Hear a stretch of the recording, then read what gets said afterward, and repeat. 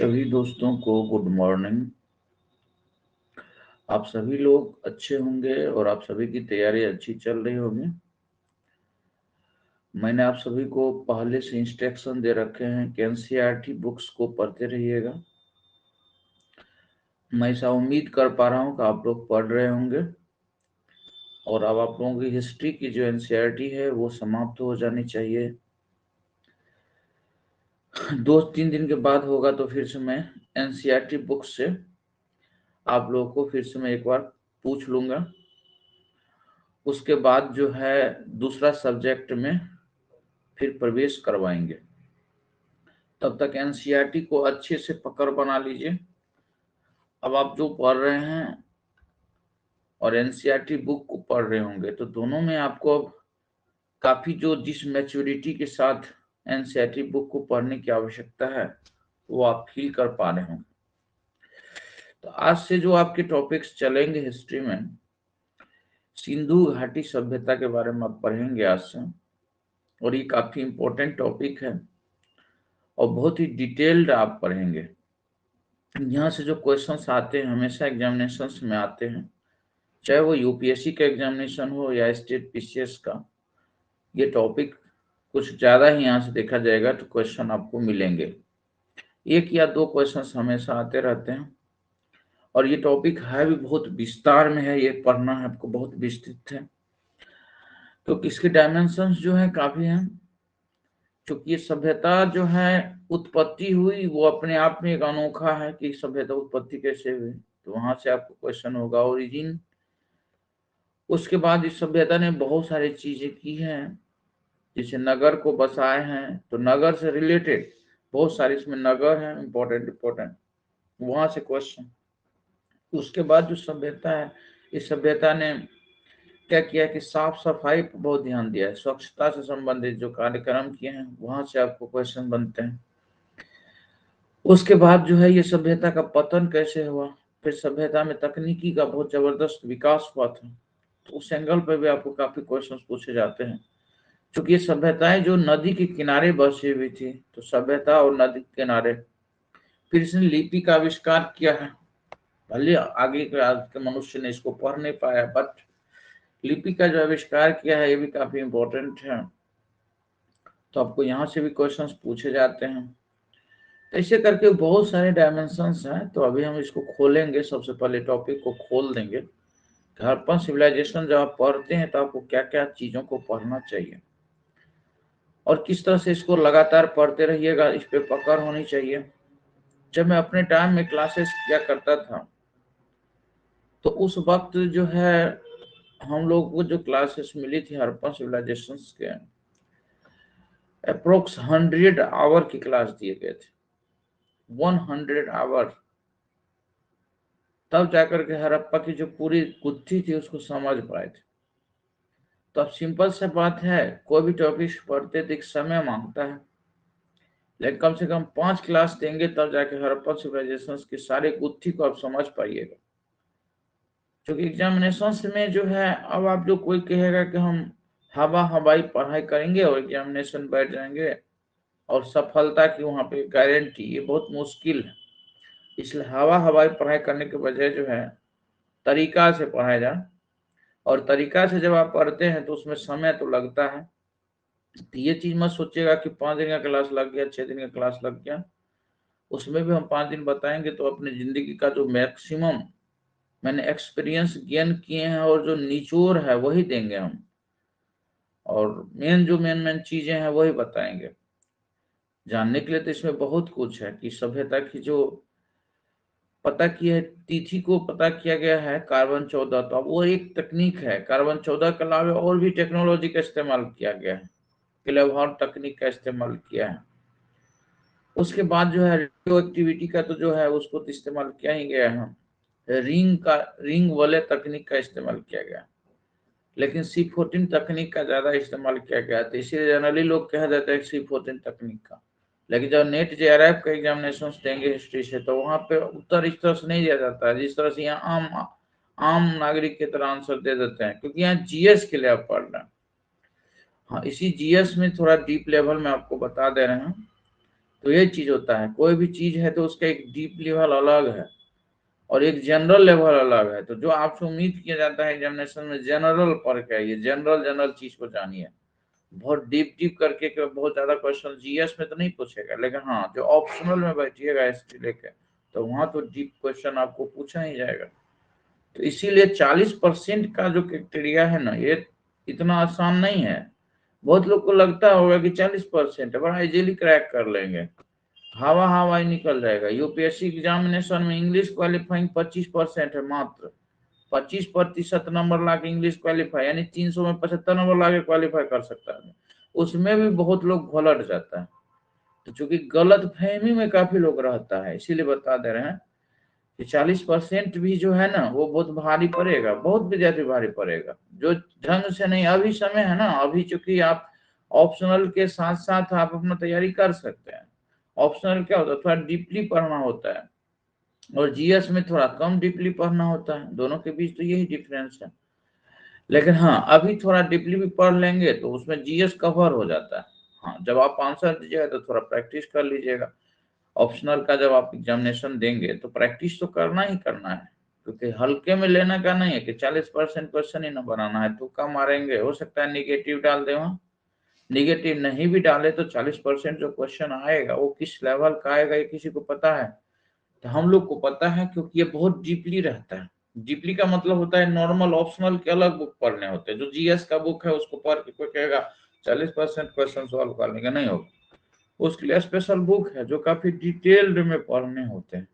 तो आप समझिए कि वही चीज आप कर रहे हैं, तो आप अपना ऑप्शनल भी तैयार कर रहे हैं प्लस आपका जीएस भी तैयार हो रहा है, ताकि आगे चल के ऑप्शनल का जो बोझ है वो खत्म हो जाए। तो थोड़ा सा समय लगता है, 5 दिन का क्लास, तो ये मत सोचिएगा 5 दिन का क्लास लग रहा है। तो चलिए अब अपने सेशन को हम आगे बढ़ाते हैं। सबसे पहले समझ लेते हैं कि हड़प्पन सिविलाइजेशन को किस किस डायमेंशन में आपको पढ़ना चाहिए, इसका डायमेंशंस क्या होगा। तो देखिए सबसे पहले ये समझिए कि हड़प्पन सिविलाइजेशन जो है इसके नाम ही बहुत है। जैसे सबसे पहले हड़प्पा सभ्यता, एक नाम है हड़प्पा सभ्यता। एक नाम है इसका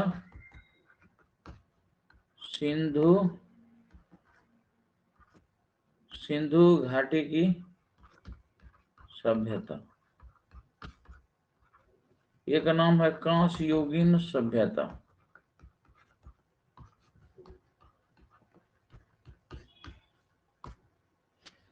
उसके बाद जो है एक नाम है प्रथम नगरीय सभ्यता।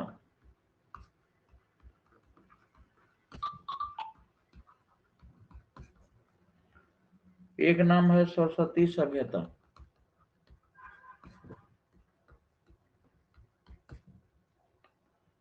तो देखिए हड़प्पा सभ्यता, सिंधु घाटी की सभ्यता, कांस्ययुगीन सभ्यता, प्रथम नगरीय सभ्यता, सरस्वती सभ्यता। इसी को इंग्लिश में बोलते हैं इंडस वैली सिविलाइजेशन।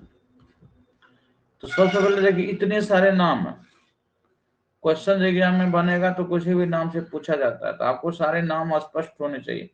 हड़प्पा, क्योंकि हड़प्पा नदी के किनारे बसी थी सभ्यता, इसलिए हड़प्पा नाम रखा गया। सिंधु घाटी, यानी कि हड़प्पा पहली बार खोजा गया था, जैसे कि हड़प्पा नाम रख दिया तो सिंधु घाटी सभ्यता ये जो विकास हुई थी पहली सभ्यता। चूंकि नियम होता है आर्कियोलॉजी में कि जब पहली सभ्यता खोजा जाता है जितना भी था उसमें पहला हड़प्पा को खोजा गया था 1921 ईस्वी में, तो इसीलिए सभ्यता का नाम हड़प्पा रख दिया। ये जो पाकिस्तान में पड़ता है। और सिंधु घाटी, चूंकि सिंधु नदी के किनारे, मेन रूप से सिंधु नदी के किनारे जितनी भी सभ्यता थी, सिंधु और उसकी सहायक नदी के किनारे बसी हुई थी, इसलिए सभ्यता का नाम सिंधु घाटी भी रखा गया।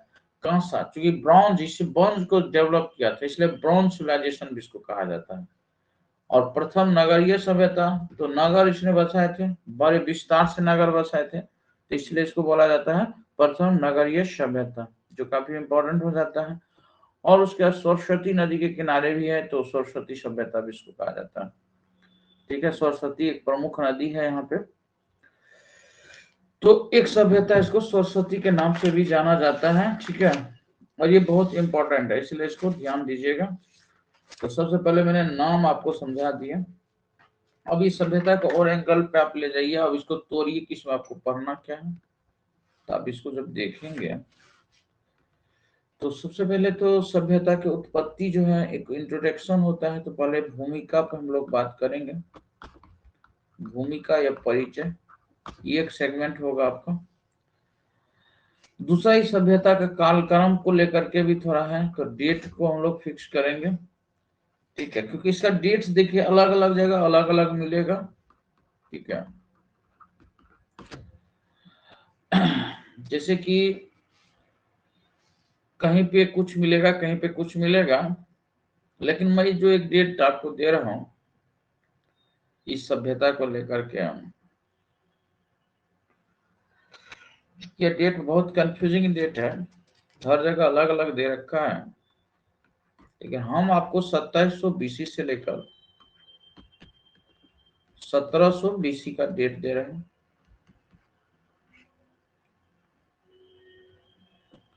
2700 BC से लेकर 1700 BC, ठीक है। तो भूमिका हो गया, कालक्रम हो गया, डेट्स को लेकर के फिर इसका विस्तार कहाँ तक था, ये भी इम्पोर्टेंट पॉइंट है। उसके बाद इसके प्रमुख स्थल जो है,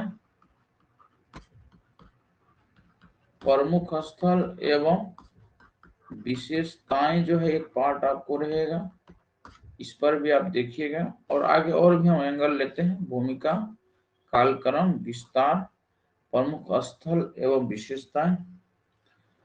उसके बाद सभ्यता की उत्पत्ति पे हम देखेंगे, इसकी उत्पत्ति कैसे हुई सभ्यता की, ठीक है। उत्पत्ति के बाद जो है हम लोग इस सभ्यता का जो है आपको सामाजिक स्थिति,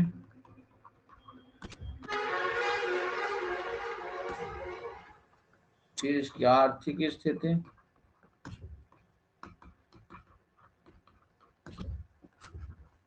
फिर इसकी राजनीतिक स्थिति,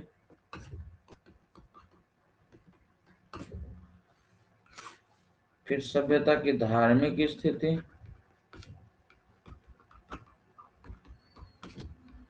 ठीक है, सांस्कृतिक स्थिति,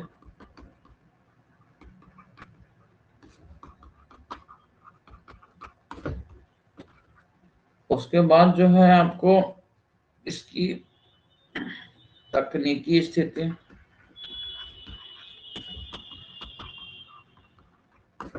टेक्नोलॉजी के मामले में सभ्यता ने क्या किया, ये वाला सेगमेंट को भी देखेंगे। उसके बाद इस सभ्यता का जो है एक सबसे खास बात है नगर नियोजन, जो नगर नियोजन है, प्लान किया है, वो एक टॉपिक को हम लोग देखेंगे। नगर नियोजन बहुत इंपॉर्टेंट है, ठीक है। उसके बाद एक इसका कलात्मक अध्ययन देखेंगे, सभ्यता की कला का अध्ययन, कला का अध्ययन।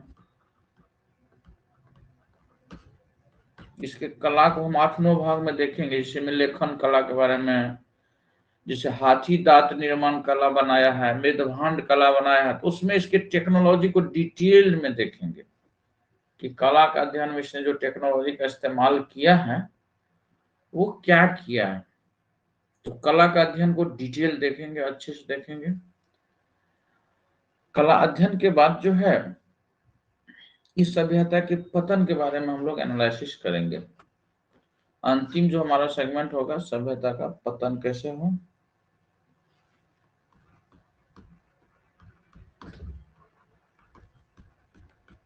अब आप सोचिए, इतने एंगल पर अगर इस सभ्यता को आप पढ़ लेते हैं तो इससे रिलेटेड कोई भी क्वेश्चन जो होगा वो आपको बन जाएगा, गारंटी के साथ बन जाएगा, नहीं बनने का तो कोई चांस नहीं है। अब आप देख लिए होंगे कि सबसे पहले नाम देखिए, इतनी सारी सभ्यता के हैं, पहला पॉइंट। दूसरा, कोई भी टॉपिक पढ़ने का एक स्टाइल होता है, कैसे नहीं कि टॉपिक खोले कुछ कुछ बैठ के पढ़ना शुरू कर दिए। तो सबसे पहले आप पढ़ेंगे इंट्रोडक्शन के बारे में, फिर उसके डेट्स को लेकर के कंफ्यूजन है, लेकिन मैंने एक डेट दिया है 2700 BC से 1700 BC, ठीक है। फिर इसके विस्तार के बारे में देखेंगे, इसके प्रमुख स्थल और इनकी विशेषताओं को समझेंगे। इनकी उत्पत्ति कैसे हुई, ओरिजिन के बारे में देखेंगे। सामाजिक स्थिति इनकी क्या है, आर्थिक स्थिति इनकी क्या है, राजनीतिक स्थिति इनकी क्या है, धार्मिक स्थिति क्या है, सांस्कृतिक स्थिति क्या है, तकनीकी स्थिति क्या है, नगर नियोजन को देखेंगे,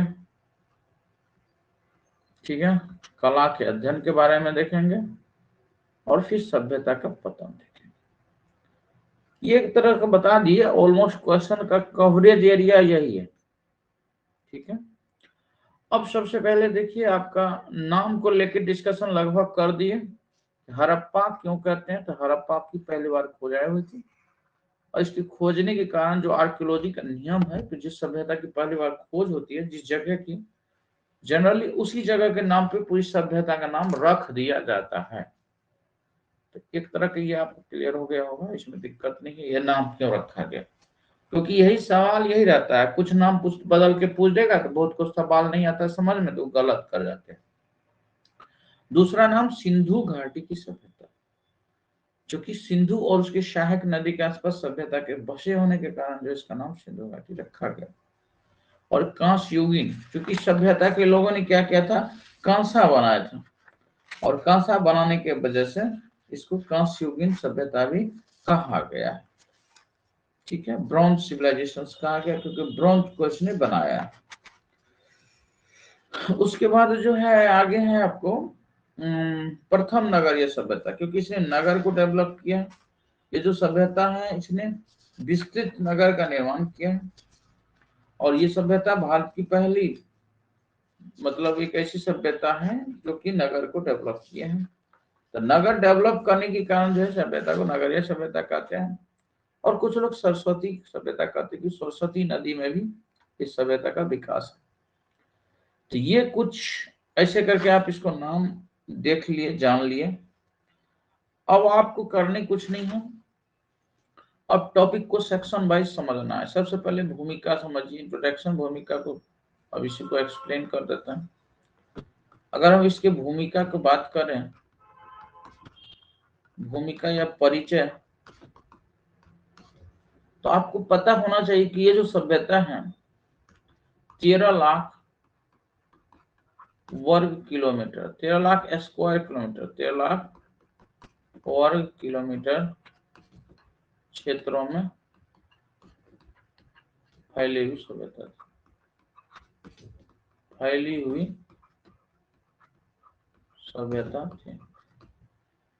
यानी 13 लाख, ये एग्जैक्टली देखिएगा तो 12.9 जो है लिखा रहता है, लेकिन आपको अप्रोक्स इतना के अराउंड नहीं देगा कभी तो 13 लाख वर्ग। और आज इंडिया का कितना है, 32,87,000, ठीक है। तो ये 13 लाख जो है वर्ग किलोमीटर, तो एक बहुत बड़ा सभ्यता रहा होगा, ये बहुत विस्तृत सभ्यताएं रही होगी। तो सबसे पहले ये इंट्रोडक्शन में आप ये जान लीजिए कि 13 लाख वर्ग किलोमीटर क्षेत्र में फैली हुई सभ्यता है। और ये जो सभ्यता फैली हुई है त्रिभुजाकार शेप में, आप कहिएगा कि सभ्यता का विस्तार है, त्रिभुजाकार, ठीक है, क्षेत्र में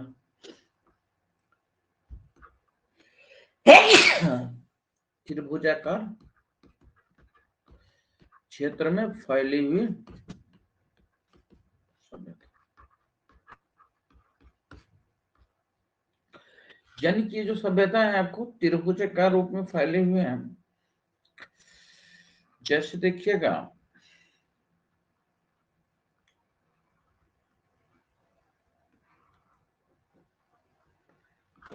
ये जो उत्तर वाला एरिया है, उत्तर में जाइएगा तो मांडा जो है ये जम्मू कश्मीर में पड़ता है, यहाँ पे है। दक्षिण में आइएगा तो यहाँ दैमाबाद है, ये महाराष्ट्र में पड़ता है, दैमाबाद लास्ट वाला इलाका जो है इसका दैमाबाद है, दक्षिण वाला। इसके बाद जब पश्चिम वाला एरिया में आइएगा यहाँ पे तो सुट्टा जनरल पड़ेगा, सुक्टा जनरौर, ये पाकिस्तान के बलूचिस्तान एरिया में पड़ता है, सुक्टा जनरौर। और ये एरिया आइएगा पूरा में तो यहाँ आलमगीरपुर, यहाँ पे आलमगीरपुर है, यूपी में पड़ता है। तो ये उत्तर दायमाबाद देख लीजिए, उत्तर में जम्मू, दायमाबाद इधर महाराष्ट्र, दक्षिण में, पश्चिम में सुक्टा जनरौर और पूर्व में आलमगीरपुर। इस तरह से ये सभ्यता आपको देखेगी फैली हुई मिलेगी, जिसमें कि अगर आप इसको देखिएगा डायग्राम से थोड़ा देखिए तो इसमें क्या है कि ये जो सभ्यता है आपका, अब हम इसको डायग्राम से बना के बता रहे हैं। ये है मांडा, जम्मू में है, और चेनाब नदी, क्योंकि नदी घाटी जो भी सभ्यता है बसेगी तो किसी न किसी नदी के किनारे बसी है, तो चेनाब नदी के किनारे है। दक्षिण में दायमाबाद, ये महाराष्ट्र में है। और ये जो रिवर है दायमाबाद, गोदावरी की सहायक नदी परवरा पे, गोदावरी की सहायक नदी परवरा, ठीक है, परवरा रिवर पे दायमाबाद है। उसके बाद इधर आइएगा सुक्टा जनरौर, ये जो सुक्टा जनरौर देख पा रहे हैं, ये पाकिस्तान, उसके बलूचिस्तान में, और ये जो है आपको दास के रिवर है, इसके किनारे है, ठीक है। और जब आप इस साइड पूर्व में आइएगा तो यहाँ पे आलमगीरपुर है, यूपी में है, और ये यमुना की सहायक नदी हिंडन पर है।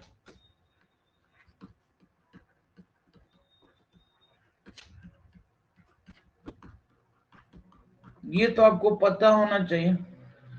मान और डीपली गए, आपको लास्ट उत्तरी पूछ दिया, इंडिया के हिसाब से ये उत्तरी है, लेकिन लास्ट उत्तरी दे दिया तो मुंडी घाट और सोटू घाई अफगानिस्तान में है, वो लास्ट इसका उत्तर में।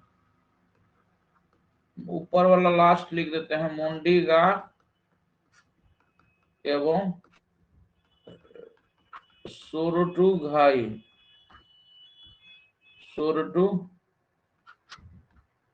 सोरटू घाई, ये जो है लास्ट बॉर्डर है उत्तर में।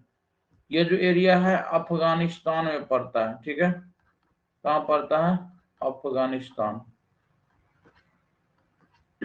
ये अफगानिस्तान में पड़ता है उत्तर।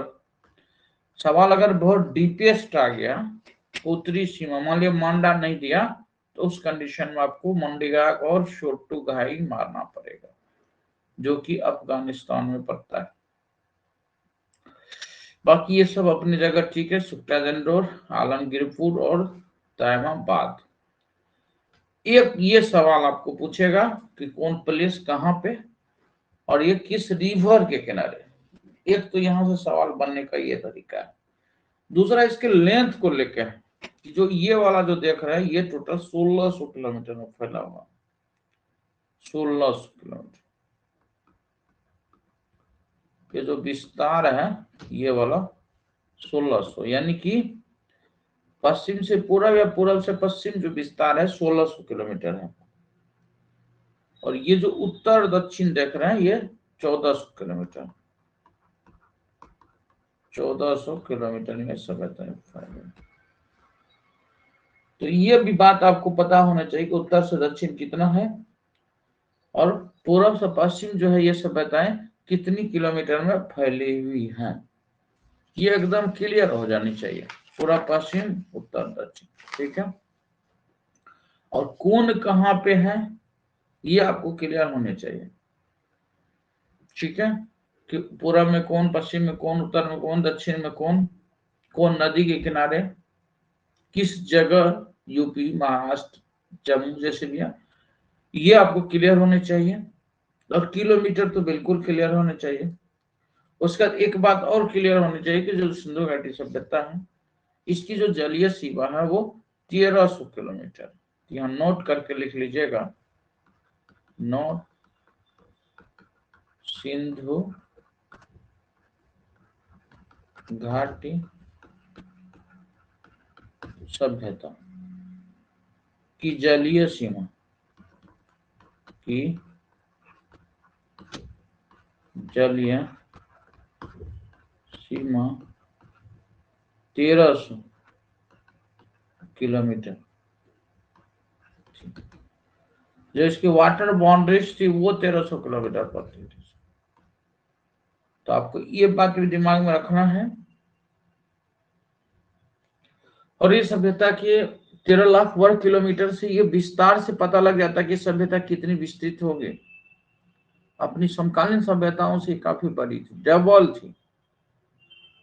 तो सभ्यता आकार में बड़ी है, और सभ्यता ने कई ऐसे चीज दिए हैं जो इससे पहले जो आप पढ़ रहे थे वहां नहीं थी। क्योंकि इतिहास क्या एक क्रम में चलता है ना, जिससे पूर्वत की सभ्यता में, चाहे वो पैलोलिथिक पढ़े, मेसोलिथिक पढ़े, नियोलिथिक पढ़े, उससे इसको मतलब देखा जाए तो वो सारी चीजें जो है वहां पे नहीं थी, और वो सारी चीजें यहाँ पे उपलब्ध है। वो भी आप डेट लाइन देखिए, 2700 बीसी से लेकर 1700 बीसी के बीच में ये टाइम लाइन है इसका।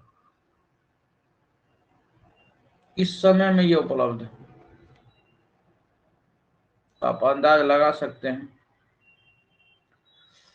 अब थोड़ा सा लेक्चर्स को सुनिए। ये तो इंट्रोडक्शन हो गया, कुछ देर समझने के लिए टॉपिक को लेक्चर सुनना बहुत जरूरी होता है। जैसे कि कोई भी सभ्यता है, तो सभ्यता में, क्योंकि ये जो सभ्यता है आर्कियोलॉजिकल बेस्ड, क्योंकि लिखे हुए कुछ चीज है लेकिन वो पढ़े नहीं गए हैं, तो किस आधार पे हम क्या बताएं। तो आर्कियोलॉजी का हेल्प लिया जाता है। तो आर्कियोलॉजी का नियम होता है कि कोई भी सभ्यता है जो पुरावशेष है, कोई भी एंटिक्विटीज मिलता है, तो वो लोग उसका अध्ययन करते हैं। अध्ययन करने के बाद जो पुरावशेष होता है वहां क्रम निकालते हैं, अतीत में मनुष्य क्या करते थे, एक ऑर्डर जनरेट करते हैं वो लोग। और इसको पाने के लिए या इसको प्राप्त करने के लिए वो लोग फिजिक्स का इस्तेमाल, केमिस्ट्री का इस्तेमाल, बोटनी का इस्तेमाल, जियोलॉजी का इस्तेमाल, इकोलॉजी का इस्तेमाल, सोशल साइंस का इस्तेमाल, ज्योग्राफी का इस्तेमाल, सोशियोलॉजी का इस्तेमाल, इवन सब चीज का इस्तेमाल करते हैं। इसलिए इतिहास ये मत समझिएगा जो आम आदमी समझ रहा है। इतिहास में सारा विषय आ जाता है, इसलिए कॉम्प्लिकेशन है इस विषय के अंदर। इतिहास जिस व्यक्ति के सब्जेक्ट पे, सारे व्यक्ति सब्जेक्ट पे लगभग एक अच्छी खासी समझ नहीं है, तो इतिहास पढ़ाने के लिए पढ़ा देगा, बट जो इतिहास कह रहा है वो चीज नहीं पढ़ा पाएगा। क्योंकि इतिहास के अंदर बहुत सारा एप्लीकेशन है, बहुत सारे सब्जेक्ट के एप्लीकेशन है जो मैंने अभी बोले हैं। और ये मैं ये नहीं बोल रहा हूँ, ये आर्कियोलॉजिस्ट इसको इस्तेमाल करते हैं। जब कोई भी सभ्यता को आइडेंटिफाई करते हैं तो उस समय सब एप्लीकेशन होता है।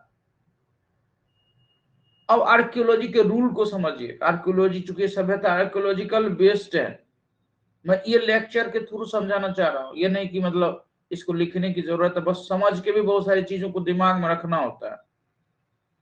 आर्कियोलॉजी का जो प्रोसेस होता है कि सबसे पहले कोई भी जगह जाना है तो उस जगह खोज करना, इसीलिए उस जगह के नाम को गया था हड़प्पा खोजने के लिए। सबसे पहले इसे नाम भी रख दिया हड़प्पा, एक नाम हड़प्पा रख दिया गया आर्कियोलॉजी रूल के हिसाब से। वो कोई भी discovery of the archaeological site तो पहला काम पुरा स्थल की खोज की जाती है। उसके बाद क्या किया जाता है, उसका खोज के बाद एक्सकेवेशन होता है, माने कहने का उत्खनन किया जाता है।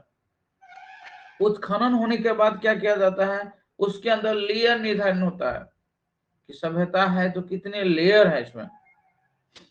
जैसे कि स्टेज फिक्सेशन होता है, क्योंकि आपको पता है कि एक सभ्यता आई, फिर उसके ऊपर दूसरी सभ्यता, फिर तीसरी सभ्यता है, फिर चौथी सभ्यता है, ऐसे करके कई सभ्यताएं आते गई हैं, आते गई, आते गई, जाते गई, आते गई, जाते गई।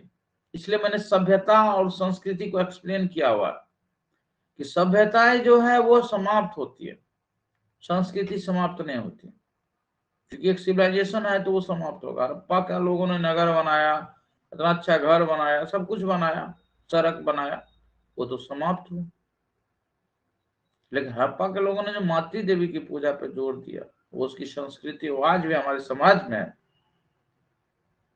तो कहने का मतलब यह है कि आप लेयर निर्धारण करते हैं कि ये जो लेयर है ये किस टाइम का है, तो लेयर निर्धारण में टाइम, इसलिए अगला फेज में काल निर्धारण हो रहा है, क्रोनोलॉजी को पता किया जाता है, और लास्ट में फाइनलाइज किया जाता है। अपने पढ़े हुए चारों पांचों जो ऊपर बात बोले हम, सबसे पहले पुरा स्थल की खोज की जाती है, फिर पुरा स्थल का उत्खनन किया जाता है, पुरा स्थल के खोजने के बाद उसका लेयर निर्धारित किया जाता है, और उसका डेट फिक्स किया जाता है। ये जो चार पांच बात बोले, ये पांचों तरीका है आर्कियोलॉजी का।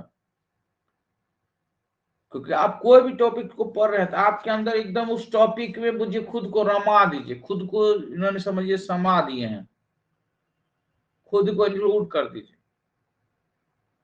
अब जो डिस्कवरी होगा, डिस्कवरी में पुरा स्थल की खोज होगी, तो पुरा स्थल खोज का मतलब क्या है, नाम से ही लग रहा है, पुरा स्थल मतलब पुराना स्थल। वो बहुत सारा पुराना स्थल होता है, बहुत साल पुराना होता है, और वहां के जो मनुष्य रहे हैं उस पुरा स्थल पर जाकर मनुष्य को खोजना, मनुष्य की गतिविधि खोजना। तो ये पुराने स्थल जो होते हैं वो बहुत पुराने होते हैं, क्योंकि वो जो मनुष्य रहा है, कई बार आया गया मनुष्य, तो कई लेयर निर्धारण हुआ, तो वो आइडेंटिफाई करना होता है, वो लेयर जो लेयर हम ढूंढना चाह रहे हैं वो लेयर तक पहुंचना चाहता है। मान लीजिए 5 लेयर है, अब 5 लेयर ऊपर जो है सो ढूंढेंगे तो नया सभ्यता मिलेगा, लेकिन 5 लेयर नीचे जाएंगे तो नहीं, पुरानी सभ्यता होगी। उसके लिए ही वहां के सॉइल लिए जाते हैं, फिर कुछ अवशेष मिला, अनाज का मिल गया, वो लिए जाते हैं, उसे डेट फिक्सेशन किया जाता है। तो इसीलिए जो है पुरा स्थल की खोज के बाद कई वैज्ञानिक विधि का इस्तेमाल होता है उसमें। इसलिए जो एंशिएंट हिस्ट्री पढ़िएगा तो इसमें आपको आर्कियोलॉजिकल बहुत बड़ा सेक्शन है ये आर्कियोलॉजी, और ये इंपॉर्टेंट होता है ये, इसलिए थोड़ा रूल्स जानना चाहिए, तब आप कोई भी सभ्यता पढ़िएगा तो आपको इंटरेस्ट लगेगा। और एप्लीकेशन है, अब मान लीजिए केमिस्ट्री का एप्लीकेशन क्या है, तो आपको केमिस्ट्री का बता देगा कि इस विधि का आधार पर ऐसे किए हम। तो ये जो टेक्नोलॉजी इस्तेमाल किया है इस आर्कियोलॉजी को, हड़प्पा सभ्यता को पता करने के लिए कितना पुराना है, क्या है, नहीं है, तो उसमें कई सारी टेक्नोलॉजी है। जैसे कि एक टेक्नोलॉजी है उसमें रिमोट सेंसिंग सैटेलाइट का इस्तेमाल। रिमोट सेंसिंग मतलब रिमोट सेंस कर लेता है अंदर में कहाँ है, क्या है, नहीं है। तो रिमोट सेंसिंग जो सैटेलाइट भेजे गए उससे पेट्रोलियम वोटियम को भी पता लग जाता है, धरती के अंदर क्या है उसको सेंस कर लेता है सैटेलाइट। तो सोचिए जब डीपली क्वेश्चन आएगा तो क्या लग रहा है, हवाबाजी में बनेगा क्वेश्चन, अच्छा घोलट जाएगा उसमें। C14 का लाभ और पता भी है, ज्यादातर लोगों को नहीं पता होता है कि कौन सा टेक्नोलॉजी इस्तेमाल किया गया। तो नॉर्मल बुक्स में चीजें मिलती नहीं है ना, उसको देखिए, कोई समझ रखा है तो वो बता पाएगा, या अध्ययन है उसका उसमें तो वो बता पाएगा। इसलिए पढ़ाई उढ़ाई के मामले में कोई कहता है कि पढ़ लिए जान गए, नहीं, वो बहुत टाइम टेकिंग है, पढ़ाई लिखाई बहुत ज्यादा समय मांगता है। रिमोट सेंसिंग सेटेलाइट तो उस समय थोड़े था सर, रिमोट सेंसिंग का तो विकास इस समय हुआ ना, हड़प्पा सभ्यता के समय रिमोट सेंसिंग सेटेलाइट थोड़े था। अरे हड़प्पा की बात नहीं कर रहे हैं, हड़प्पा का खोज तो 1921 में किया गया ना। हड़प्पा का खोज तो 1921 में किया गया ना, आप हड़प्पा में पहुंच गए क्या? जब खोज होता है तो उस समय में आपको बताया जा रहा है कि उस समय सैटेलाइट्स वगैरह अमेरिका वगैरह में आ गए थे, तो उसके कुछ इस्तेमाल हो रहे थे इसको पता करने के लिए। तो एक ये विधि भी इस्तेमाल है। उसके बाद जो है इसमें क्या होता है, जैसे कि कहीं पे क्या हुआ, एरियल जो है फोटोग्राफी भी ली गई है, हवाई से चित्रांकन किए गए। उसके बाद कुछ जगह जो है पैलियो मैग्नेटिज्म थ्योरी का भी इस्तेमाल किया गया। आप ये समझ रहे हैं कि कैसे कोई आर्कियोलॉजिकल कैसे पता करता है कोई भी जगह, और इसमें इस्तेमाल किया गया।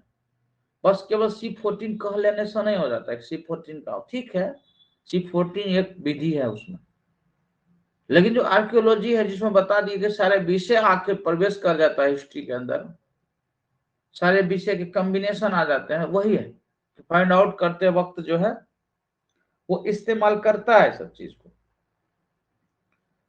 उसके बाद सॉइल टेस्ट तो होता ही है, सॉइल लेके जाइएगा, लेबोरेटरी में ले जाइएगा, उसको रिसर्च कीजिएगा, आइडेंटिफाई करिए अच्छी कब का हो सकता है।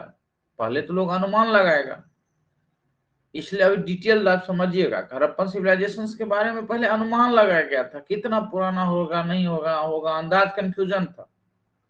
तो इसमें टेक्नोलॉजी क्या करता है, उस चीजों को आसान कर देता है। टेक्नोलॉजी क्या, मानव जीवन को आसान करने का काम करती है।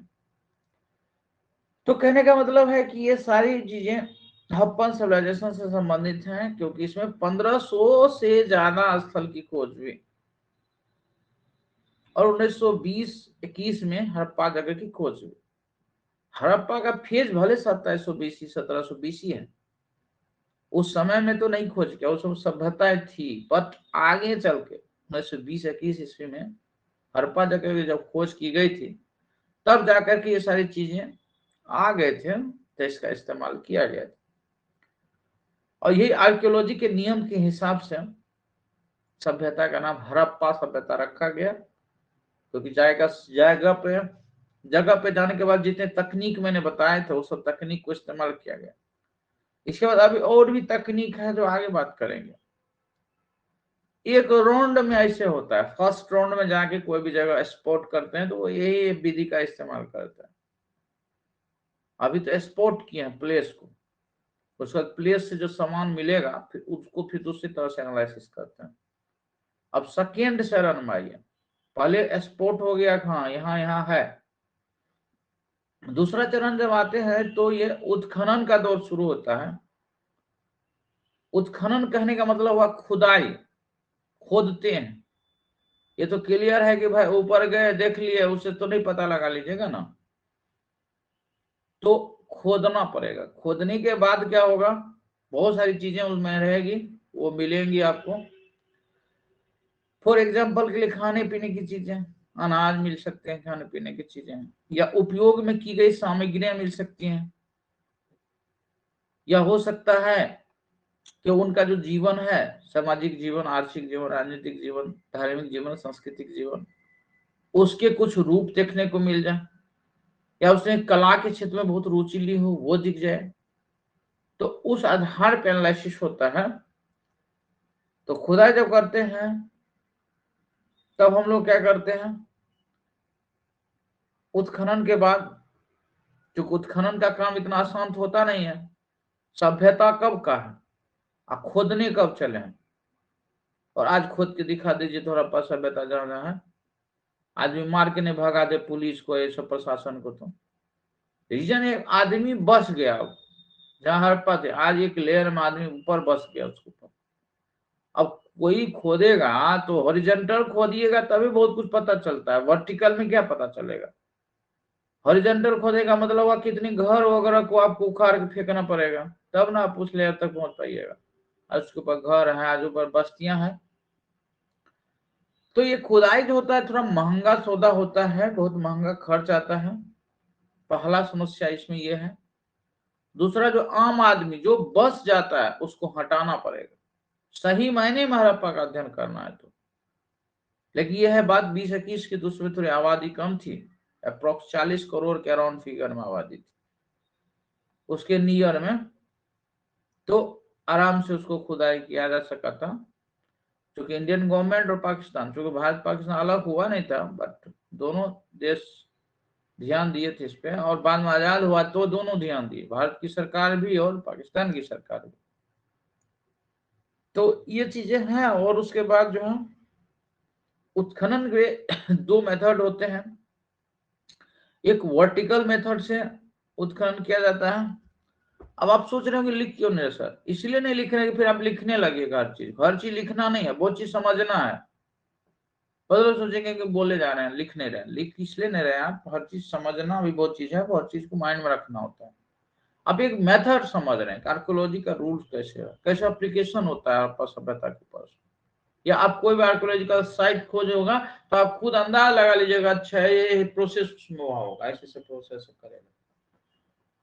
तो वर्टिकल एक है और एक हॉरिजॉन्टल होगा।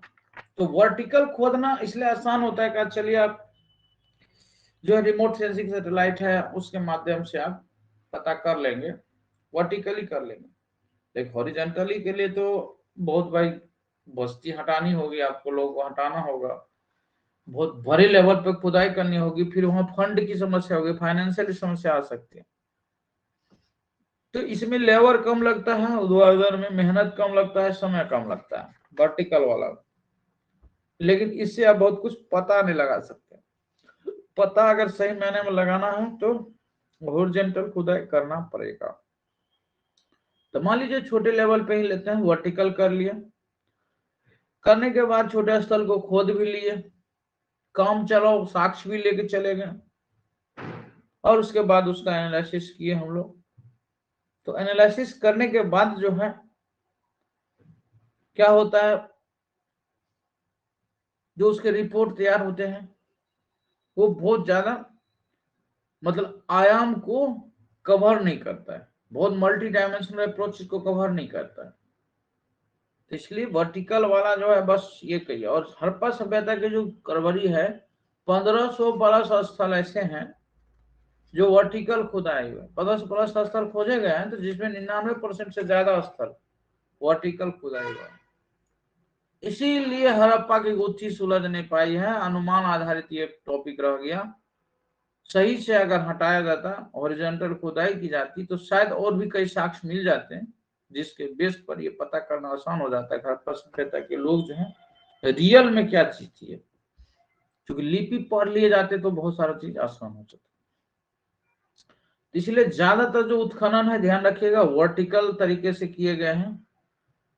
15-20 प्लेस अप्रोक्स 40 के अराउंड मान के चलिए, इतना ही स्थल है जिसके बारे में ये कह सकते हैं कि पूरा उत्खनन हुआ है, अच्छे से उत्खनन किया गया और जेंटल भी हुआ है। एक बात क्लियर हो गया होगा कि जब हम जाते हैं कोई भी साइट स्पॉट करते हैं तो जो उत्खनन करते हैं वर्टिकल और हॉरिजॉन्टल दोनों मेथड से होता है, लेकिन हॉरिजॉन्टल की क्या समस्या है वो आपको क्लियर हो गया, और हड़प्पा के साथ क्या समस्या आई होगी आपको अच्छे से पता लगे। दूसरा स्टेप आता है उसका स्टेज फिक्सेशन करने का, कौन सा स्टेज में सभ्यता में कौन है। तो जैसे लेयर 1, लेयर 2, लेयर 3, ऐसे करके कई लेयर में सभ्यताएं बस जाती है, तो लेयर लेयर पता लगता है। कहीं पे जाते हैं तो ऊर्ध्वाधर खुदाई वर्टिकल करते हैं, कहीं पे गए तो फिर नीचे लेयर आ गया, फिर वो लेयर का अलग अलग सबूत मिल जाता है। तो ऐसे करके लेयर वाइज हम लोग पता कर लेते हैं, लेयर 1 में ये मिला, लेयर 2 में ये मिला, लेयर 3 में ये मिला, लेयर 4 में ये मिला। उसके बाद लेयर पता करने के बाद वहां से फिर उसके प्रूफ ढूंढने लगते हैं कि चलो लेयर 1 में ये चित्र मिला, लेयर 2 में ये अनाज मिला, या यहां से यहां में ये मिला, लेयर 1, 2, 3 तक की ये चीजें कॉमन मिली। फिर यहाँ पे सड़कें मिली, यहाँ पे ईंटें मिली, यहाँ पे शौचालय मिली, यहाँ कुआं मिला, यहाँ मिदवान मिला, या पत्थर मिला, यहाँ अनाज मिला, या मानव जीवाश्म मिला, या कब्रिस्तान मिला। ऐसे ना जाने कई चीजें होती हैं, और हड़प्पा सिविलाइजेशन को पढ़ने के लिए स्वाभाविक है बहुत सारे प्रूफ की आवश्यकता होगी, बहुत सारे साक्ष्यों की जरूरत होगी। अब ये साक्ष्य को ले जाके फिर से टेस्ट करना होगा, ये जो साक्ष्य है और इससे रिलेटेड जो दूसरा मिला है उसी टाइम फ्रेम में सभ्यता का दूसरा जगह, वहां पे ये चीज मिला है और ये में क्या कॉमन है, और इसी रिलेटेड तीसरा प्लेस जो ढूंढेंगे उसमें जो मिला है ये कॉमन है। या किसी जगह जिस चीज की बहुलता दिखेगी बोल दीजिएगा वहां उसकी फैक्ट्री मिली, कहीं चानोदारो है, कहीं कोटिजी है, कहीं कालीबंगा है, तो कहीं कुछ मिलेगा कहीं कुछ मिलेगा। तो इस तरह से आप इसको एनालिसिस करते हैं। उसके बाद जो है स्तर जो लेयर बताए, लेयर निर्धारण करने के बाद जो है एक पता भी लग जाता है कि जो लेयर नीचे वाला होगा वो ज्यादा पुराना होगा, ऊपर वाला लेयर कम पुराना होगा, फिर ऊपर वाला लेयर कम कंपेरेटिवली ऊपर वाला लेयर नया होते जाएगा, क्योंकि सबसे ऊपर जो रहेगा वो लेटेस्ट ही रहेगा और सबसे नीचे जो रहेगा सबसे पुराना ही रहेगा। अब अगला प्रोसेस आता है आर्कियोलॉजी का डेट फिक्सेशन करने का। तो जब डेट फिक्सेशन करने की बात आती है तो इसमें दो विधि का इस्तेमाल होता है, एक सापेक्ष विधि होता है और एक निरपेक्ष विधि होता है। सापेक्ष जो विधि बोलते हैं तो इसका मतलब हुआ कंपेटिटिव अध्ययन हुआ, तुलना करके होता है। जैसे कि एक प्लेस है, तुलना कर दिए, जैसे तीन भाई मान लीजिए ए बी सी, तो उसमें बोले ए भाई सबसे बड़ा है, सी भाई सबसे छोटा है, बी भाई दोनों के बीच का, तो ये पता कर लेते हैं। इस तरह का रीजनिंग भी आता है यूपीएससी एग्जाम में, ए बी से छोटा है बी सी से बड़ा है, तो ऐसे करके देता है ना, तो सबसे छोटा कौन है या सबसे बड़ा कौन है या बीच में कौन है, ऐसे करके रहता है।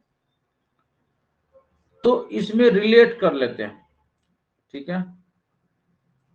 सापेक्ष विधि में जैसे लेयर की मोटाई, जैसे इतने सारे लेयर ढूंढे जाते हैं, layer 1 layer 2 layer 3 layer 4 layer 5, तो उसमें क्या होता है मोटाई जो है इसको पता करते हैं, मोटाई पता कर लेते हैं। सबसे ऊपर के जो लेयर होते हैं वो पता लग जाता है कि सबसे नई संस्कृति होगी, सबसे नीचे वाली जो होगी सबसे पुरानी होगी। और कभी कभी जो होता है समकालीन भी हो जाता है, जैसे ए है बी है दोनों समकालीन मान लीजिए, बहुत ज्यादा गैप नहीं दिखेगा, समकालीन सभ्यता है, इसलिए पाल पता लग गया हड़प्पा सभ्यता का समकालीन सभ्यता भी रहा। तो इसलिए कुछ विद्वान लोग, कुछ विशेषज्ञ, कुछ आर्कोलॉजिस्ट क्या किए, हड़प्पा सभ्यता की उत्पत्ति को विदेश से जोड़ दिए, बोले तो उत्पत्ति बाहर से हुआ है। तो ये जो है सापेक्ष विधि हो गया। अब एक निरपेक्ष विधि होता है इसको डेट पता करने में। तो निरपेक्ष विधि में ये सारे विधि इस्तेमाल हुआ है, कार्बन 14 विधि, पोटेशियम विधि, यूरेनियम विधि, वृक्ष वलय तकनीक का इस्तेमाल हुआ, क्लेवहॉर्न तकनीक का इस्तेमाल हुआ, जिसमें सबसे ज्यादा इस्तेमाल होने वाला विधि कार्बन 14। यानी कि फाइनल एक बात लिख लीजिएगा, हड़प्पा सभ्यता के डेट निर्धारण में नोट करके लिखिएगा, हड़प्पा सभ्यता के तिथि निर्धारण में निरपेक्ष विधि, निरपेक्ष विधि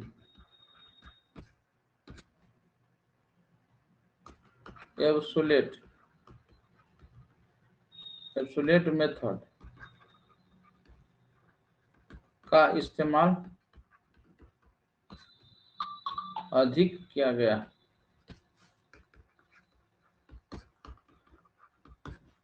सापेक्ष विधि इस्तेमाल हुआ है, निरपेक्ष भी हुआ, लेकिन ये ज्यादा है।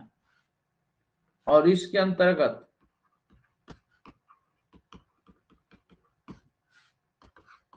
पहला नंबर कार्बन 14 विधि,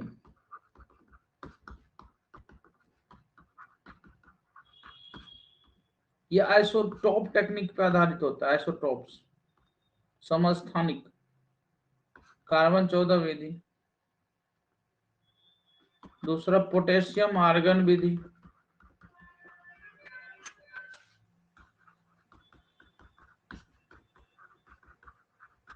ये सब टेक्नोलॉजी का इस्तेमाल हुआ है। यूरेनियम विधि जो है, यूरेनियम लेड विधि,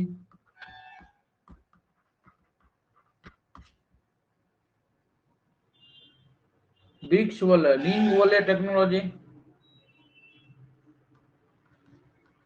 ब्रिक्स वॉल, इसको रिंग के आधार पर इस तकनीक का इस्तेमाल, रिंग टेक्नोलॉजी के आधार पर ब्रिक्स वॉल तकनीक,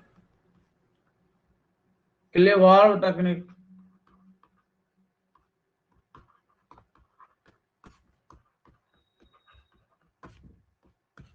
तो ये सारे एब्सोल्यूट निरपेक्ष विधि है जिसमें सबसे ज्यादा जो है C14 टेक्नोलॉजी का इस्तेमाल किया गया, सबसे ज्यादा।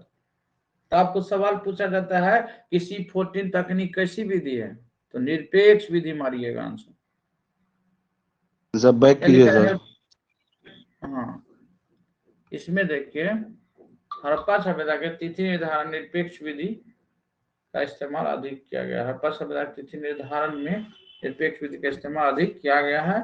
इसमें जो विधि है कार्बन 14, जिसमें इसका ज्यादा इस्तेमाल हुआ, पोटेशियम आर्गन विधि का इस्तेमाल हुआ, यूरेनियम लेड विधि का इस्तेमाल किया गया, ब्रिक्स वॉल तकनीक का है, क्लेवार तकनीक का है, लेकिन सबसे ज्यादा ये वाला इस्तेमाल हुआ।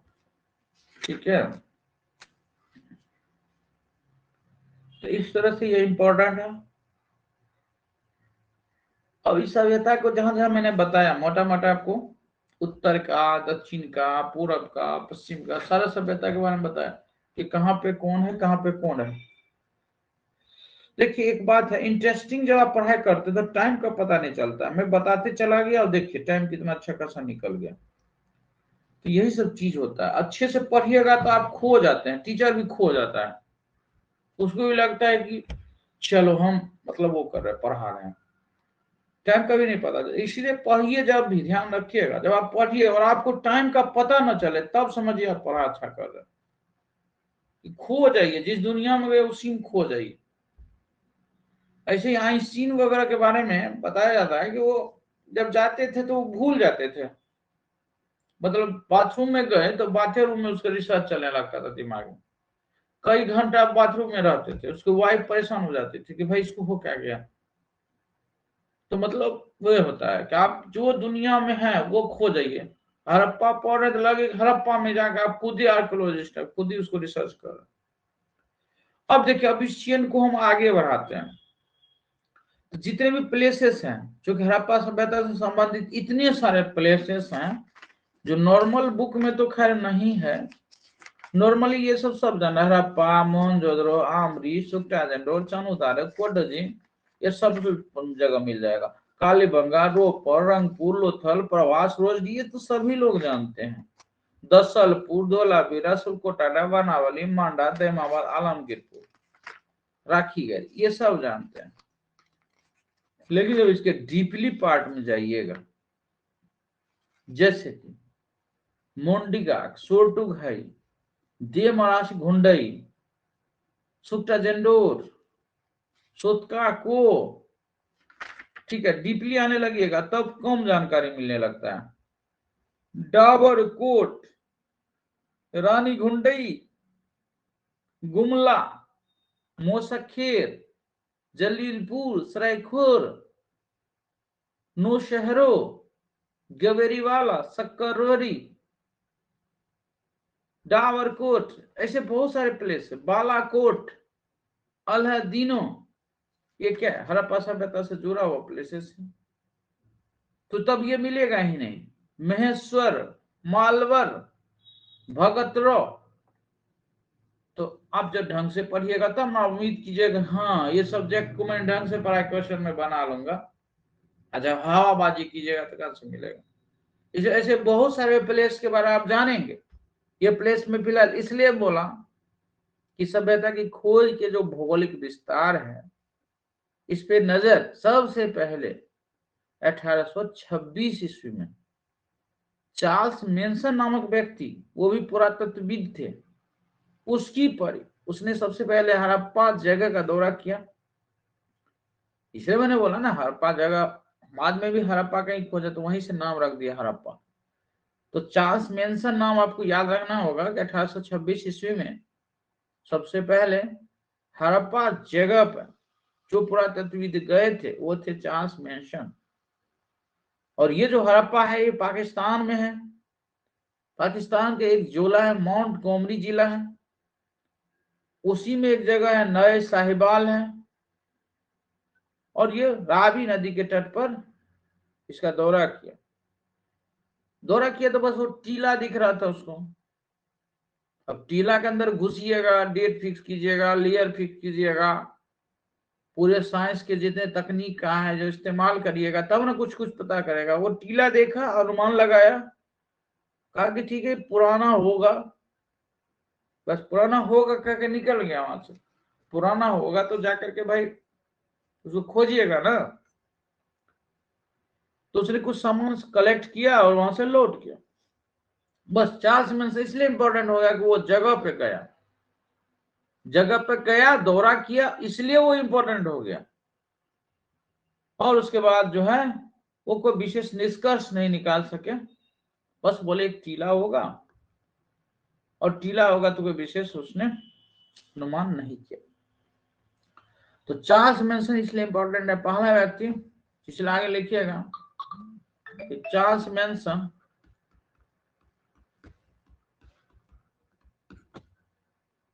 1826 ईस्वी। चार्ल्स मेंसन हड़प्पा जगह का दौरा करने वाला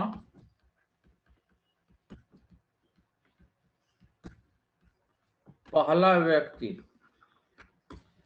चार्ल्स मेंसन हड़प्पा जगह का दौरा करने वाला पहला व्यक्ति था जिसने केवल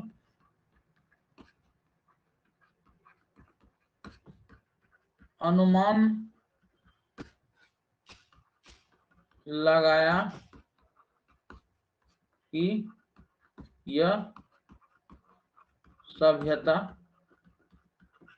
पुरानी हो सकती है। ये बहुत इंपॉर्टेंट हो जाता है, इसको ध्यान दीजिएगा, ठीक है।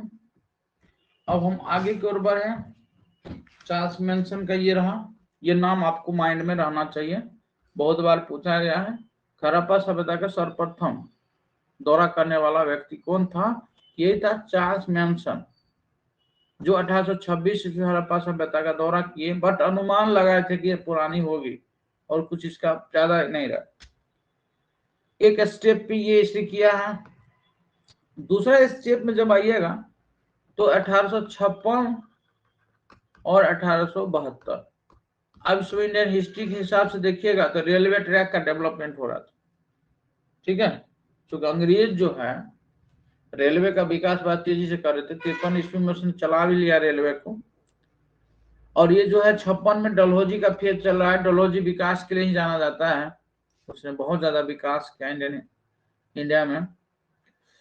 तो डलहौजी एक आक्रामक पॉलिसी पे भी चल रहे थे। तो 1856 में जॉन कनिंघम जो है, ये किसको भेजा गया था? John Cunningham. ये जो जॉन कनिंघम है ये भारतीय पुरातत्वविद के पिता कहलाते हैं, भारतीय पुरातत्वविद के पिता, यानी father of Indian archaeology. Archaeology में ये फादर हैं। तो ये जो है इन टीलों को बहुत गौर से देखा है, और यहाँ से इन्होंने मिट्टी को कलेक्ट किए। और ये जो ठेकेदार थे, यहाँ चूंकि रेलवे का विकास हो रहा था, तो इसमें 2 बार ये कनिंघम का दौरा हुआ, 1856 में, 1872 में, और ये भी निष्कर्ष नहीं निकाल पाए, ठीक है। बस बोलिए पुरानी सभ्यता है। पुरानी में ये मौर्यकालीन बताया था इसने, मौर्यकालीन सभ्यता इसको बताया था कनिंघम।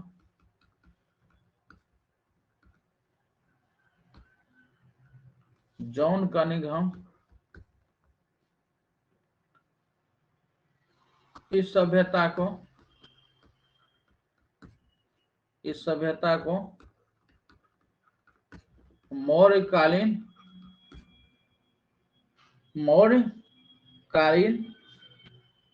बताया था। ये बस अनुमान से इसने 2 बार दौरा किए हैं और बस अनुमान से इसने बताया कि मौर्यकालीन हो सकता है। लेकिन फिर आगे चल करके 1920 और 21 ईस्वी में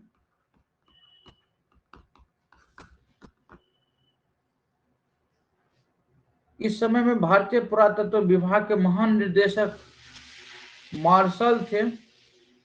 इनके अनुरोध पर बाबू दयानंद साहनी को हड़प्पा जगह खोजने के लिए भेजा गया था। इसलिए दयानंद साहनी हड़प्पा सभ्यता के खोजकर्ता माने जाते हैं। तो 1920-21 ईस्वी में भारतीय पुरातत्व विभाग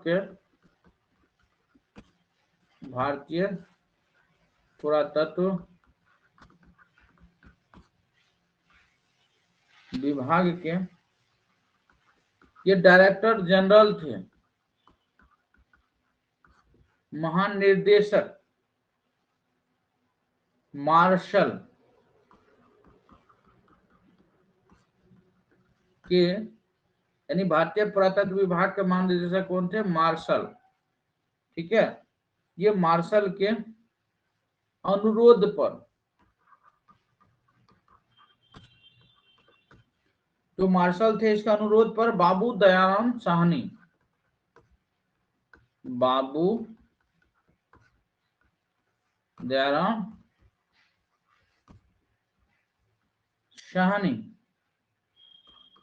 ने हड़प्पा टीले की वर्टिकल, अब आपके दिमाग में बात जाएगा, टीले की ऊर्ध्वाधर खुदाई शुरू की।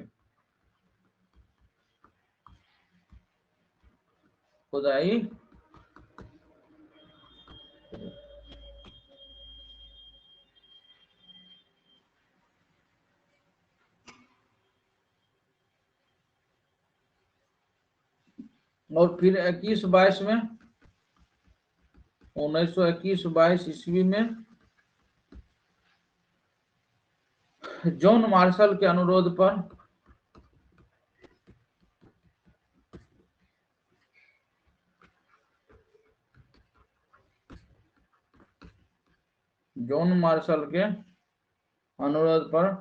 राखाल दास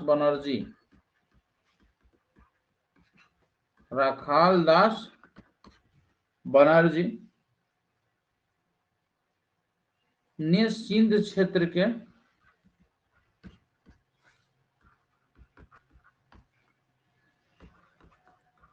लड़काना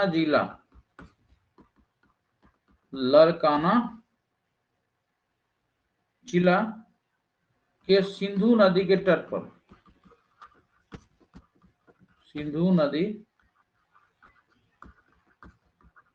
तट पर मोहनजोदड़ो की खुदाई की। मोहनजोदड़ो जगह की खुदाई की।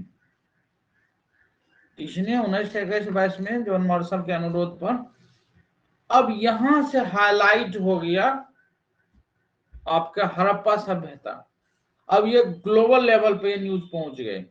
जब ये 2 जगह की खोज हो गई और जब इनकी विशेषताएं उभर कर सामने आने लगी तो पूरे दुनिया भर में फैल गया कि जो सभ्यताएं हैं, ऐसी कोई सभ्यताएं मिली है जो बहुत पुरानी है, बहुत विकसित सभ्यताएं रही है। तब 1924 ईस्वी की कहानी है। लंदन में उस वक्त एक मैगजीन निकलता था, उसका नाम था इंडियन एंटीक्वेरी। उस मैगजीन में इस न्यूज का छप जाना कि मुझे बहुत बड़ी उपलब्धि रही इस सभ्यता के लिए। और जैसे ये न्यूज उस मैगजीन में छपी, दुनिया भर में जितने पुरातत्वविद थे, जो भी स्टूडेंट रहता है, आर्कियोलॉजी का पढ़ाई कर रहा था, वो सारे स्टूडेंट, चाहे वो देसी हो विदेशी हो, सब ये हड़प्पा खोजने के पीछे पड़ गया। ये घटना है 1924 ईस्वी की, ब्रिटेन से निकलने वाली एक मैगजीन जिसका नाम है इंडियन एंटीक्वेरी। उसमें मार्शल साहब ने लेख लिख दिए, लेख। इसने जो बताया एक्सपीरियंस, वो लेख लिखा हुआ था। हड़प्पा खदाई के खुदाई से संबंधित उसकी सामग्रियां जो जो मिले थे, और बिंदुवार लिखा हुआ था। इसलिए आप लोग को बोलते हैं जब आप पढ़िए तो एक पॉइंट फॉर्म में चीजों को रखिए माइंड में, ताकि एक सिस्टम में चीजें दिखेगी। तो बिंदुवार उसने बताया, और बताने के बाद जो है जितने भी आर्कियोलॉजिस्ट थे, एक बार क्वेश्चन आपके बीपीएससी में पूछा कि निम्नलिखित में कौन से व्यक्ति हड़प्पा सभ्यता के खुदाई से जुड़े हुए नहीं थे, ऐसा था नहीं थे करके था। अब सोचिए, जो सिस्टम में नहीं पढ़ेगा वो प्रश्न का कितना बड़ा हार्ड हो जाएगा। अभी सुन लीजिए सारा नाम। तो वो सारे लोग जो है आकर्षित हुए, जिसमें कि मजुमदार साहब, कसाल साहब, डेल्स साहब, oral Stine, Norman brown, Mackay, भूरे, मार्टिमर व्हीलर, फेयर सर्विस, हर ग्रिप्स, एमएस वत्स, ऐसे पोर्टोलॉजिस्ट जो है हड़प्पा सभ्यता के खुदाई के पीछे पड़ गए। सबने कहा कि नहीं, अब हड़प्पा सभ्यता खुदना है। तब जाकर के जो है, तब तक देश आजादी को भी पहुंच गया। 1947 में तब तक भारत आजाद हो गया। आजाद कौन चीज हो गया? ब्रिटिश के गुलामी से आजाद हो गया। ये मत कहिएगा आजाद हो गया भारत आज भी आजाद नहीं हुआ है। ब्रिटिश गुलामी से आजाद हुआ, ब्रिटिश के चंगुल में जब हाथ फंस गया था उससे आजाद हुआ था। और 1950 में जब 26 जनवरी 1950 या 26 नवंबर जबकि लागू कुछ अंश किए थे, पूरी तरीके से 26 जनवरी 1950 ब्रिटिश व्यवस्था से आजाद हुए। तो उसने अपनी जो व्यवस्थाएं यहाँ लागू करती थी, वो जो रूल्स रेगुलेशंस, जो लॉ लागू करते थे, उससे आजादी मिली। तो जब आप एक एक लाइन लिखिएगा मेंस के एग्जामिनेशन में, तो उसके लिए एक स्किल चाहिए, और वो एक समझ वाला स्किल चाहिए, और वो हवा में नहीं बनता, उसमें एक समय लगता है। क्योंकि पढ़ाई लिखाई जो है एक प्रोसेस का चीज है। एक बच्चा भी पैदा होता है तो उसको भी 8 महीना 9 महीना प्रोसेस से गुजरता है। उस बीच वो विभिन्न स्टेजेस से गुजरता है, विभिन्न शेप साइज से गुजरता है। तो आप तो पढ़ाई कर रहे हैं जहां से आपका जीवन बदलेगा, एक नरक वाला जीवन से एक स्वर्ग वाला जीवन को जाइएगा, या एक कह सकते हैं बहुत खराब जीवन है तो वो बहुत अच्छा जीवन में आप जाइएगा। इसलिए लोग सरकारी नौकरी मानना चाहता है, चलो एक अच्छा जीवन मिल जाएगा, कुछ भी हो जाएगा तो मेरा एक वेतन है फिक्स हो जाएगा वहां जाने के बाद। चाहे आंधी आ जाए, देश में तूफान आ जाए, सरकारी नौकरी में जाने के बाद इससे तो फायदा हो जाता है ना। तो ये चीजें आपको यहाँ पे समझना है। तो यहाँ पे एक लाइन दो लाइन लिख लीजिए, ताकि एक डीपली नॉलेज आपके पास रहे, और एग्जामिनेशन में जब बैठे तो आपको कॉन्फिडेंस रहेगा। और कॉन्फिडेंस देता है जब आप पढ़ते हैं अच्छे से, तो वो कॉन्फिडेंस देता है। लिखिएगा 1924 ईस्वी में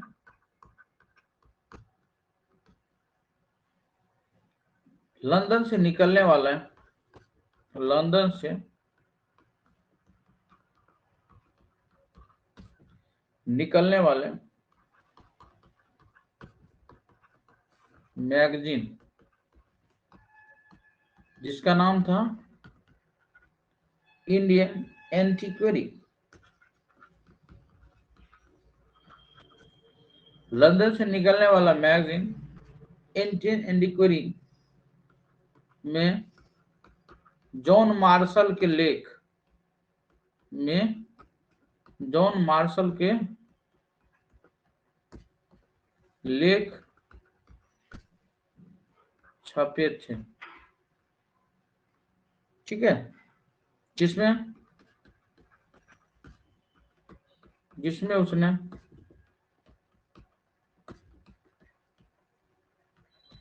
उसने हड़प्पा सभ्यता के खुदाई से प्राप्त खुदाई से प्राप्त सामग्रियों को, खुदाई से प्राप्त सामग्रियों को बिंदुवार स्पष्ट किया,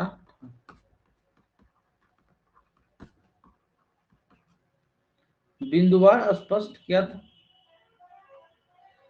तभी जाकर दुनिया भर के आर्कियोलॉजिस्ट, पुरातत्वविद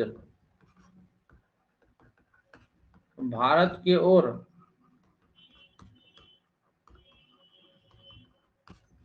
आकृष्ट हुए थे, जिनमें कुछ प्रमुख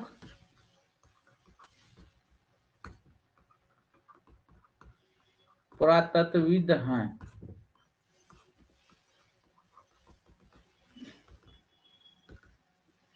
मजूमदार, कसाल,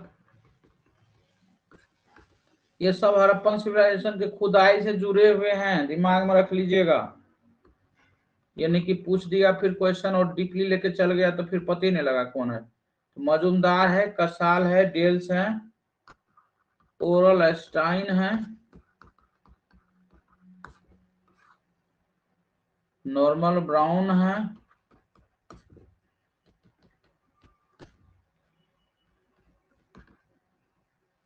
मैकाई है, भूरे हैं, मॉर्टिमर व्हीलर हैं, मॉर्टिमर व्हीलर, फेयर सर्विस,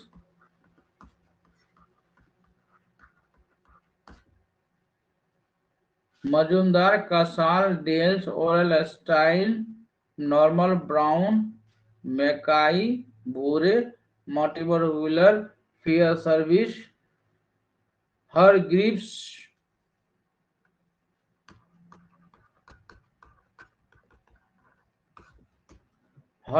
भी जुड़े हुए थे, MS वत्स भी जुड़े हुए थे। ये सब के सब हड़प्पन सिविलाइजेशन से जुड़े हुए थे।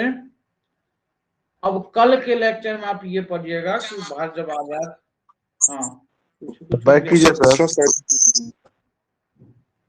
लिखिए देखिए, Majumdar, Casal, Dales, Aurel Stein, Norman Brown, Mackay, भूरे, मॉर्टिमर व्हीलर, फेयर सर्विस, लिख लिए, हरग्रीव्स, MS वत्स, ये सारे लोग जुड़े थे। कल इसको आगे बढ़ेंगे चेन में।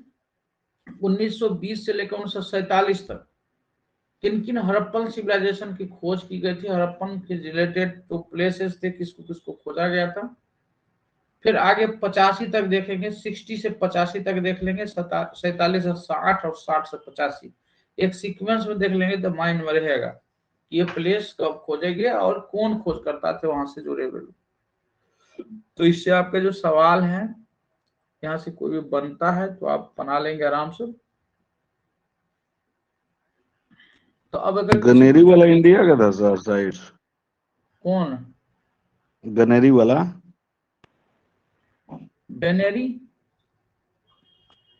गनेरी वाला इंडिया में था या बाहर था इंडिया से? वो तो पाकिस्तान में पड़ता है ना, गवेरी वाला इंडिया से बाहर का साइट है।